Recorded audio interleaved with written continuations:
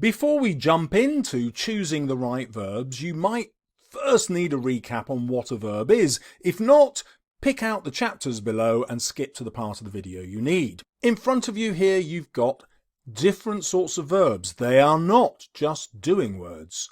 So I am, she is, he was, they will, we were are verbs. They are the verb to be conjugated in different forms. It's easy to forget that because we don't say we be, I be, he be, they bill, we beed. So it's easy not to recognise it's the verb to be. Now that's important because a verb will also be a state, and the verb to be is probably the most common verb you ever come across. So let's now test your knowledge of verbs. As I read the sentences out, think of what the verb is or pause the screen and get ahead. The elephant exploded with hysterical laughter. Exploded is the action, it's therefore the verb. The troop of gorillas beat their chests violently at the wicked hunters. The action here is not violently, it's beat. Beat is therefore the verb. The teacher was delightfully surprised by the student's behaviour. Now we have two potential actions here, surprised and behaviour. But behaviour here is a thing. The students aren't being described as doing the behaviour.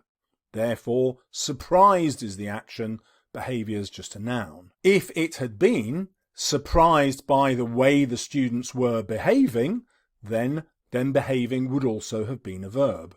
So if you need some practice at finding verbs, go through this paragraph and pick out the 8 verbs inside. Otherwise, check out the answers now.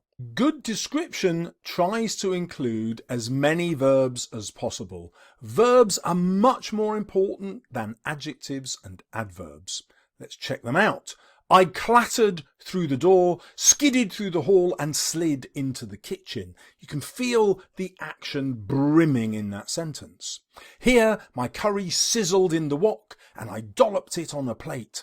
I gulped it down before crashing in front of the television to wallow in my favourite TV show.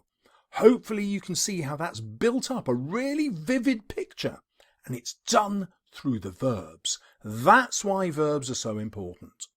All of the examples in this video have come from my ultimate guide to descriptive writing, links in the description below, and if you want to take your control of verbs to the next level, you want to check out the video appearing now. Go on, click on it.